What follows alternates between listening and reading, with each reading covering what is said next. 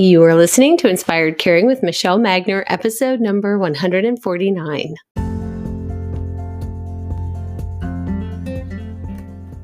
Hello, welcome to Inspired Caring. I'm your host, Michelle Magner.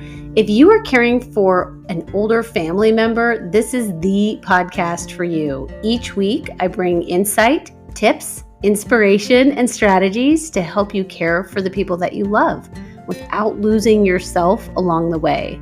Having cared for both of my grandmothers, I've helped manage everything from hospital stays, households full of belongings, to navigating senior living and end-of-life care.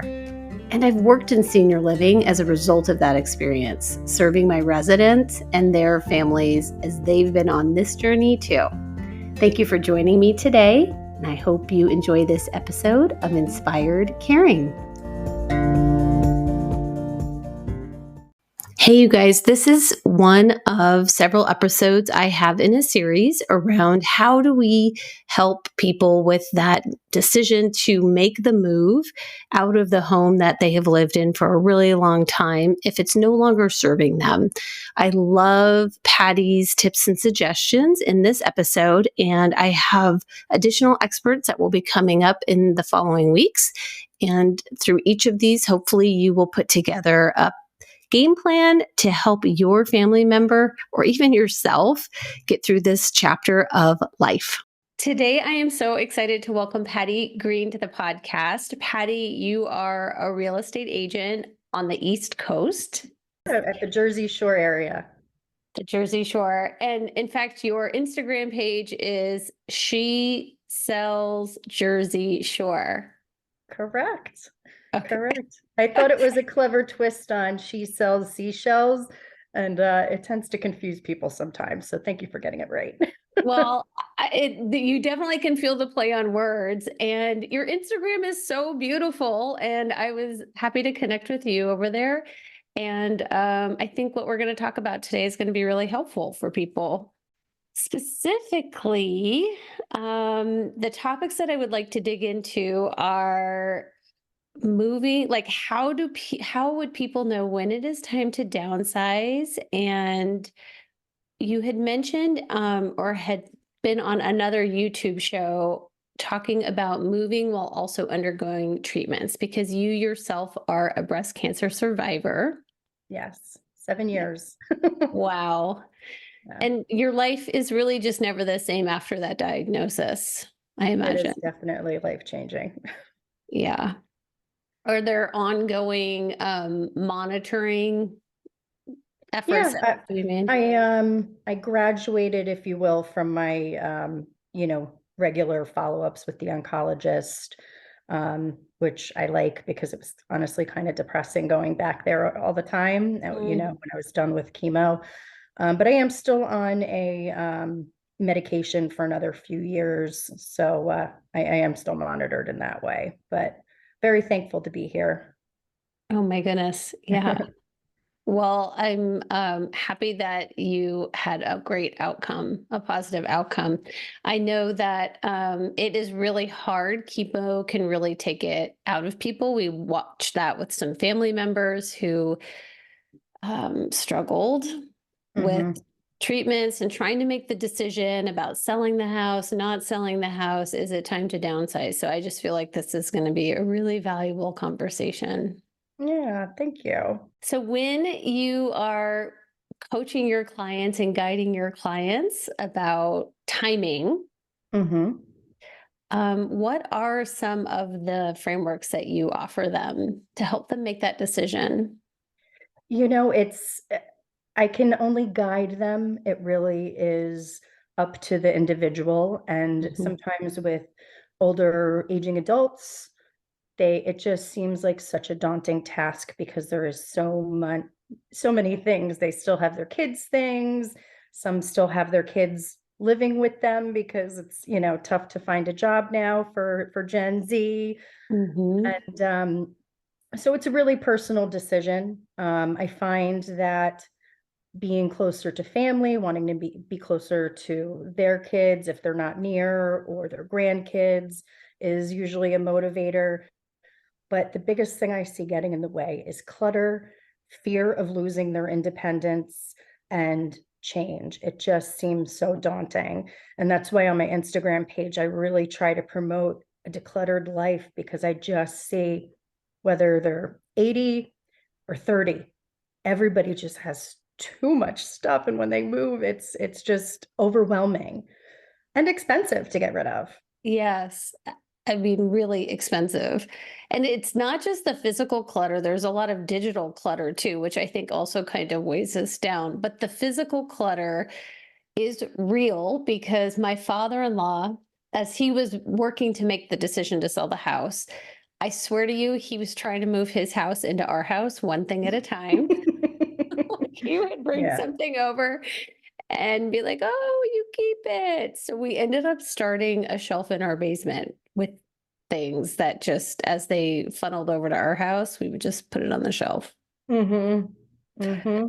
Yeah, because a There's lot of a times, great quote, and it's, your living space is not someone else's storage space. oh, Because especially like with older folks, they tend to just, their kids, they have their Legos still and they're 40 years old, or let it right. go, it's time to let it go. This way, when they're at an age where it's time to move, it's less overwhelming.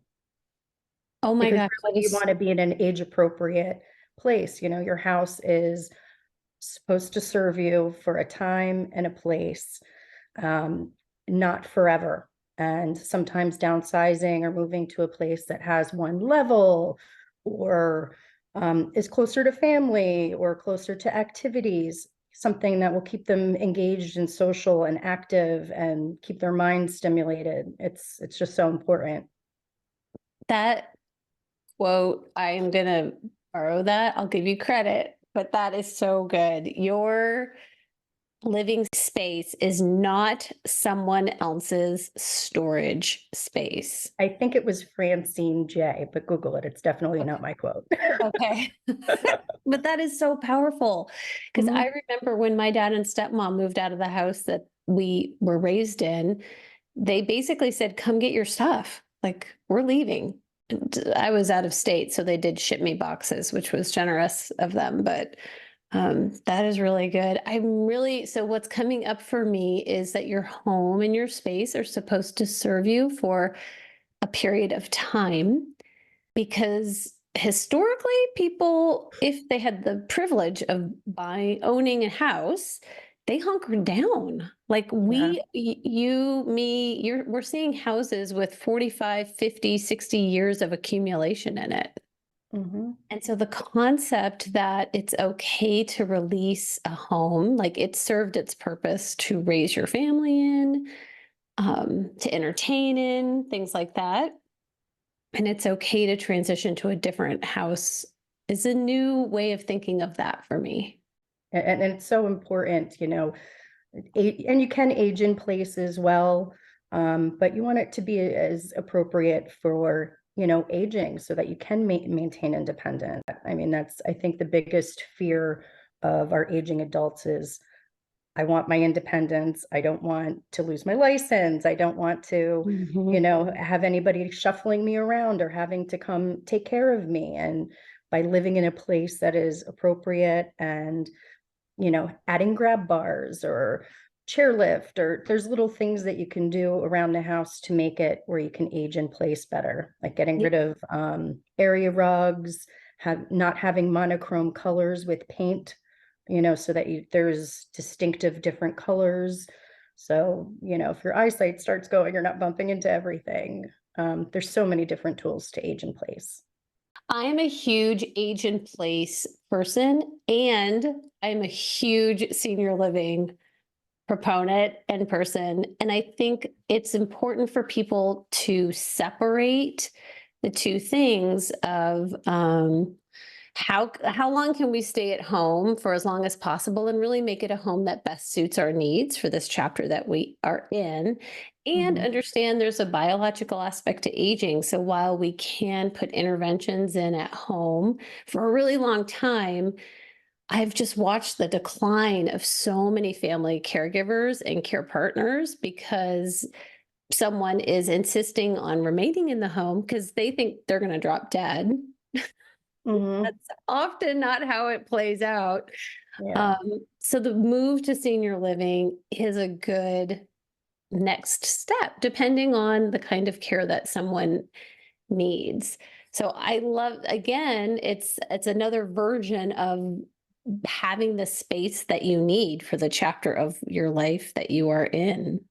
Yeah. And people are living much longer now. For example, me with the breast cancer. I mean, if it was, they had a special medication for the type that I had, if I had it in the 90s, I probably wouldn't be here. Oh my There gosh. have been so many medical advancements that people are just living older and older and older, and where they may have, their parents may have stayed in the same house the whole time, but they didn't live as long.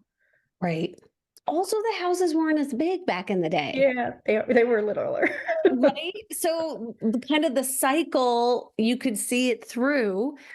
My grandma, for example, lived in her home for 45 years. Now, my dad did not grow up in that house, but it was a 2 bedroom, 1 bathroom house with 1 car garage. Hmm. So, as she, her entire adulthood after her son had moved out was in that home until she was like 94. Oh, wow. So, it was a good size house. But the houses that many, many of us are living in are just not appropriate necessarily for Mhm. this aging chapter of our lives. Yeah, it's so true. And a lot of the times, even with younger folks, we need a bigger place, we need a bigger place. And then when they are, starting to, declutter and do all the things that I tell them to do to prepare their house for sale, they really just have so many things you don't need, you Yeah. know? Yeah. Like an example is tools in the shed, that Sawzall. How many times do you really use it? Does your neighbor have one? Can you borrow it from somebody? It's not something that you need to take up all this space. And there's a lot of things like that. Yeah. No, you're right. I mean, and if I had any kind of guts, I'd show you my desk, but just trust me that it needs some attention. But you're right, getting rid of stuff. I remember the minimalists. I don't know if you've ever or if you're familiar with them. Joshua Fields Rayburn was talking about having to clean out his mom's apartment. And he was in his like late 20s, early 30s, and his mom had drawings under her bed from when he was like in elementary school, grade school. Like Yeah. really making that decision, it's okay to let go of that stuff can be hard. Yeah. And that is something I saw. There's a cartoon, I'll share it with you later. But it's an older gentleman and he has the garage door open, and I mean, it's bursting at the seams with God knows what. And he said, "Son, someday all this can be yours." And the thing is, a lot of these people had some touch of the Great Depression where you had Right. to hold on to these things. We're not like that anymore. Like, we don't want this stuff, we don't want to go through this stuff, you know sell it, get rid of it, enjoy space before it's your time. I love that. That's so true. I know I can picture the cartoon. I would love for you to send it to me. I can Yeah. picture that cartoon. I do a lot of speaking, and I was sharing with people like your kids don't want your stuff. And this guy, he was a doctor, he was retired, he had 2 adult children in his home. And he's like, but when they move out, they're gonna want that dining room table and that curio cabinet. I was like, my man, they got IKEA and Target. Yeah, I do love vintage furniture though. So, Well, but they're, yeah, within reason. Like, it shouldn't right. be sitting in your garage taking up all this space when you have something different. Yeah, totally. So, transitioning to thinking about if someone is undergoing treatments, because Mhm.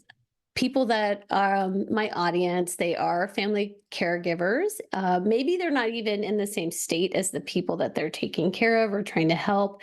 One and or both of them may be experiencing a health issue that is just feeling incredibly overwhelming. And so the idea of getting rid of this stuff and selling the house just feels so monumental. What are some of the things or your thoughts around how to take a first step or begin to think about it differently? Hmm.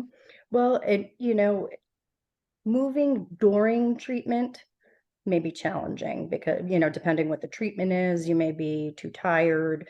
You may need somebody to be staying with you for a little bit to help preparing meals or depending on surgeries that you've had. But I will say after treatment, just about every friend that I've had that has gone through this has gone through some kind of monumental change, whether it's be moving, changing a job, divorce, Mm. deciding to, seek out adopting. Um, so you really just need to, you have a different perspective on life and reassessing things and, not having things around. And again, living in a place that's appropriate for you, maybe being closer to medical care is important. Yeah, there's so many different factors that go into it.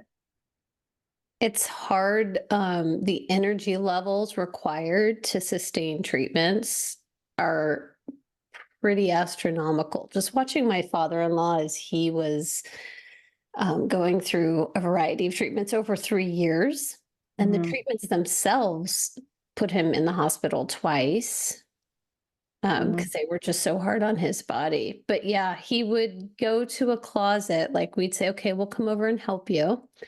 Was starting to declutter, and we'd go to a closet and we'd make it through like two coats. Yeah. And we're hearing, the story, the backstory of where it came from and why it doesn't fit, whatever.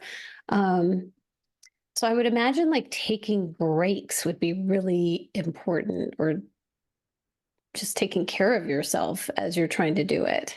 Yes. Yes. And what you did was perfect because it is a daunting task. And at least with aging adults and somebody going through treatment, you want somebody to listen. And I mean, that's one of the biggest things you can do to care for somebody is just listen, especially when they're going through a lot of things because it could be that coat could have been a huge distraction from the pain he was feeling, from how Mm. tired he felt, and just having you listened and talking about something other than him being sick was probably a big gift.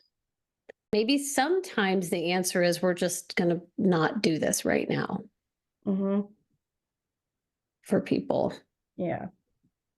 And for my father-in-law, we ended up he had a cancer that had spread very quickly throughout his body. He passed away a year and a half ago. So Right. for our family, it ended up really just being some reassurance that it wasn't a burden for us and that we'd be able to take care of it and we'd be able to take care of selling the house. Like he didn't have to worry about it. Hmm. Yeah. Yeah. Anything to take off a pressure or a stressor is a huge gift. Yeah. So if somebody is thinking, okay, I think I can take a next step. Like I have some ideas now on how to start decluttering, and I have some ideas on how to think about my space differently. What would you offer them as like a first next step for them? If they're like moving in this direction, what should they do? So a first step, I would start with things that aren't personal, like go in your bathroom cabinet because you're going to have toiletries that you took from your hotel stay. You're going to Uh-huh. have, maybe a few bottles of a shampoo that was on sale that you're never going to use, expired medications. It's not personal. It's pretty fact, I Mhm. need this. This is old. You can donate the shampoos and, toiletries, things like that to homeless shelters and dispose of expired medications. I know in New Jersey, I think most police departments have a place where you can dispose of them, but you don't want to dump them in the toilet or the trash because it can get into the environment. Another one that's good to do and good to start is your pantry Mm. because again, expired spices, things like that that are just become part of the scenery when you open that cabinet. It's not a personal thing. It's usually pretty easy to decipher, do a before and an after photo. And you'll want to just keep opening your your pantry and when you're done, because it's kind of like when you finish cleaning the kitchen, you just want to stand there and look at it for a bit and not have anybody go into the kitchen. Yeah. It gives you that feeling of accomplishment, and it just, ignites a fire. So Gives you start, some momentum. yeah, and I would say do small little places, like not the living room. Today I'm gonna do the TV center. Tomorrow or next weekend, I'll do a different one. You have to do it in manageable bites, otherwise it just becomes overwhelming and doesn't end up happening. Well, and I can tell you one of the things I feel like I have heard from people is I need to get a few things in order before I'll let the realtor in. Like my house is too messy, or I'm embarrassed that I live this way, or, well, do you know what I mean? So, Mhm. what would you say to somebody who's thinking, well, this is too much, and I don't really want anybody to come in and see all this? It may be too much, but let me tell you, realtors have seen it all. We have. And even after you're done organizing it however you want, and I come in, I'm still going to tell you to declutter more. We Mhm. want your kitchen countertops empty. We want basically any flat surface should be bare. We want things to be as depersonalized as possible, no family photos. So even when somebody said, I need another week, okay, I always respect it. But when I go in, I still have a list for them, and Yeah. I give them tips. There's easy things to do. Like, you want me to take my toaster oven off the counter? You want me to take my coffee? But I use that every day. And I say, I know. And you're gonna keep it on there. But when we have the open house, or when we're, because the market's still very, very hot. So Mhm. usually the showings the first week are, nonstop. I give them a laundry basket. Say you put those few things in this laundry basket, carry the laundry basket to your garage, and then when you're done, when the open house is done, you put it back on your counter. You don't have to live like that, but Mm. you want your house to clean. Like if you were going to sell your car, you would detail it because you want to get as much as you possibly can. You want to show that it's been cared for, and somebody can step into it and feel nice and fresh, like, oh, I'm getting a nice new car. Well, it's the Mhm. same concept with your house. And it's one of your biggest investments ever that you live in, you know? Yeah. No, absolutely. And I think that a lot of times people are thinking, well, this is my home. And it's hard for them to picture feeling at home in a new environment. Is there Yes. any transitional tip you can offer for that? Um, that you're letting this home go. I mean, that's really it. You're welcoming somebody else. You cared for it. You had so many great memories, and it's time for you to pass that torch on and let somebody else have these wonderful memories. And it's part of that transition, because it Yeah. is hard. And sometimes with staging, I've had people say, maybe I don't want to move, but Now that my house looks like a showroom. yeah. But again, it served you for the place and time, and this is the sale period. And I do whatever I can to accommodate my clients so that they are comfortable during the process. But it is going to feel different, and that's Mhm. okay, because there's a change coming, and you want somebody else to feel welcome and open and have the same wonderful memories that you had there. That's beautiful. Thank you. Any final tips that you can offer on just how to make this transition go more smoothly or be less stressful? Hmm. Well, I always encourage decluttering now, not when you're moving. It's an ongoing process. My house, I'm constantly doing it. I have a laundry basket that I put something on from the closet that's been there for a little while and I don't like it. I really think back. When was the last time I wore this and actually liked it? Mm. Marie Kondo, you Hmm. think it on, either it goes in the garbage or I have a great place near me called Calico Cat. They sell the donations and it goes to their food pantry. Mm. So it's you can really do good in your community and by doing this. Like it's not just for you and for your home. It's you get the feels and they're good when you do it. But Yeah. it's a constant process. So start immediately, take it slow, and then know that as you're donating things, it's also impacting other people in a beautiful way. Exactly. Yeah. Well, thank you so much for being You're on today. welcome. Yes. How do people get a hold of you? What part of the country that you serve?